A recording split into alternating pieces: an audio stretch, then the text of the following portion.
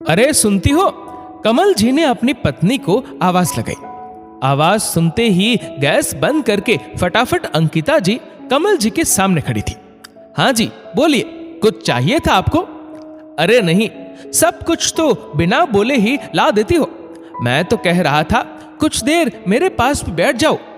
हाँ हाँ बैठूंगी, बस आपके लिए छेना फाड़ दूं, चाय के साथ थोड़ा खा लेना।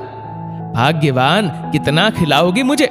घिसे हुए कपड़े को कितना भी सिल लो, वो ज्यादा नहीं चलने वाला। कहकर कमल जी खिखिया कर हंस दिए।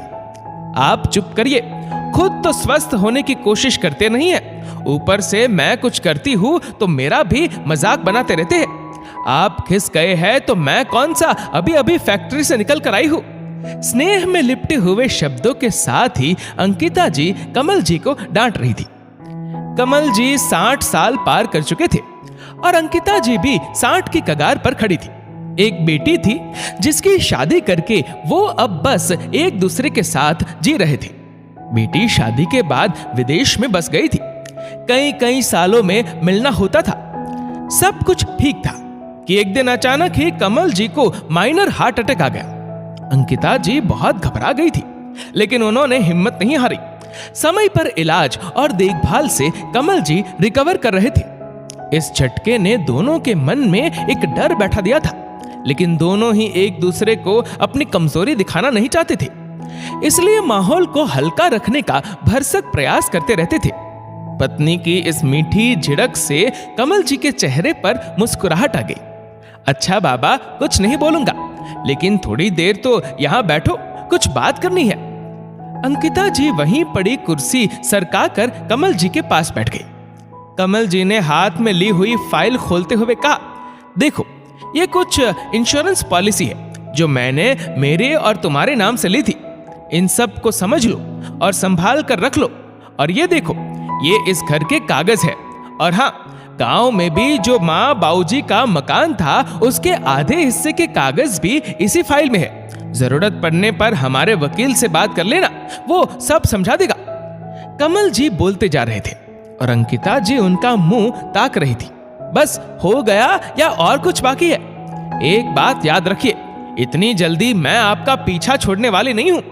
अंकिता जी ऊपर से तो हंस रही थी, लेकिन वो कमल जी की मनोस्थिति को समझकर भावुक भी हो उठी थी।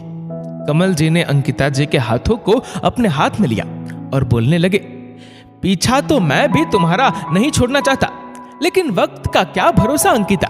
अब हमने कोई अमृत तो पी नहीं रखा जो जब तक चाहा तब तक जीते रहेंगे। बस हमें हर परिस्थिति का सामना करने के लिए तैयार रहना चाहिए। मुझे तो बस तुम्हारी चिंता है। तुम मुझसे वादा करो कि कभी हिम्मत नहीं हारोगी। कमल जी की बातें सुनकर अंकिता जी एक पल को तो रो पड़ी थी, लेकिन खुद पर काबू रखकर बोली, ठीक है, मैं वादा करती हूँ, मैं हिम्मत नहीं हारूंगी, लेकिन आज से आपको भी ट्रेनिंग लेनी होगी। ट्रेनिंग? किस चीज की ट्रेनिंग? आश्चर्य से अंकिता जी का मुंह देखते हुए कमल जी पूछ बैठे। आज से आपको घर के छोटे मोटे काम सीखने पड़ेंगे। चाय और दूध बनाना तो आपको आता है, लेकिन वॉशिंग मशीन चलाना, दलिया खिचड़ी पकाना और खुद से परोस कर खाना सीखना होगा। और रसोई में कौन सा सामान कहाँ रखा है ये सब भी याद रखना होगा। पता नहीं कल को मुझे कुछ हो गया तो आपको भी तो ये सब आना चाहिए ना। अंकिता जी मुंह फुलाते हुए बोली, अरे बाप रे, कुछ कागजात संभालने के बदले तुमने तो मुझे ठग लिया भाग्यवान। कहकर कमल जी ठहाका मारकर हंस पड़े। दोस्तों, जिस तरह जीवन परमात्मा की देन है, वैसे ही मृत्यु पर भी सिर्फ परमात्मा का ही अधिकार है। पता नहीं वक्त कौन सी करवट ले ले, लेकिन जो भी समय मिले वो बस हंसी खुशी निकलता रहे, यही परम सुख है। दोस्तों, इस वीडियो को लेकर आपकी क्या राय है नीचे कमेंट करके जरूर बताएगा। और अगर आपको वीडियो अच्छा लगा हो तो इस वीडियो को लाइक करेगा, शेयर करेगा ज्यादा से ज्यादा लोगों तक, और ऐसे ही और भी इंस्पिरेशनल वीडियोस के लिए सब्सक्राइब करें हमारे यूट्यूब चैनल को और फेसबुक पर फॉलो करें हमारे पेज को। धन्यवाद।